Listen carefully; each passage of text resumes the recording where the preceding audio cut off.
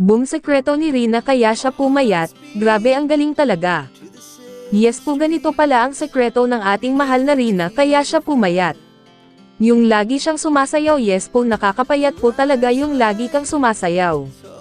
Dahil subok ko na po yan noon at hanggang ngayon, mula po noong dalaga pa ako, mahilig din po talaga akong sumayaw noon at hanggang ngayon nami-maintain ko ang katawan ko, talagang payat po ako kahit pa madami akong kinakain, talagang hindi ako tumataba.